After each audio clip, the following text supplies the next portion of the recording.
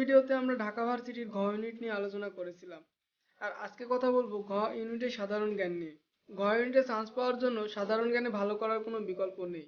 কারণ বাংলা ও ইংরেজিতে টেনে টুনে সবাই 10 থেকে 12 এর মধ্যে নাম্বার উঠাতে পারে, কিন্তু সাধারণ জ্ঞানে ভালো না করতে পারলে মেরিট পজিশন অনেক নিচে নেমে যাবে।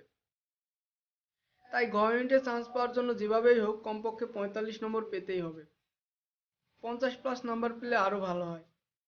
কিন্তু চিন্তার বিষয় হলো হাতে খুব বেশি সময় নেই। এই অল্প কয়েকদিনে যদি সাধারণ জ্ঞানের জন্য প্রতিদিন মনোযোগ দিয়ে 2 থেকে 3 ঘন্টা পড়তে পারো, তবে আল্লাহর রহমতে চান্স হবেই। এখন কথা হলো কি কি পড়বে। তোমরা প্রথমেই যা পড়বে তা হলো ঢাকা বিশ্ববিদ্যালয়ে বিগত সালের খ ও ঘ ইউনিটের ভর্তি পরীক্ষায় আসা সাধারণ জ্ঞানের সকল প্রশ্ন। মনে রাখবে প্রতি বছরই বিগত সালের প্রশ্ন থেকে 7 থেকে 10টি প্রশ্ন হুবহু কমন পড়ে।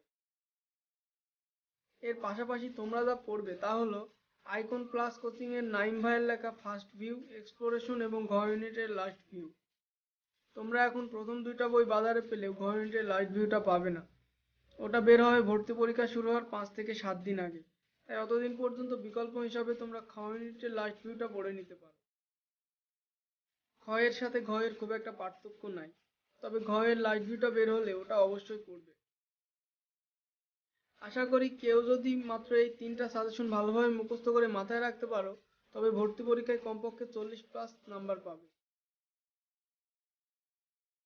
আর কিছু সতর্কতা। আজকের বিশ্ব, নতুন বিশ্ব, তথ্যকোষ, জ্ঞানকোষ, কারেন্ট অ্যাফেয়ার্স এগুলো পড়লেও পড়তে পারো। তবে মনে রাখবে সময় অল্প, তাই গদবাঁধা পড়াশোনা না করে টেকনিক্যাল পড়াশোনা করতে হবে, যাতে করে অল্প সময়ে পড়ে বেশি কমন পেতে পারো। আশা করি এভাবে প্রস্তুতি নিলে সাধারণ জ্ঞানে ভালো করতে পারবে।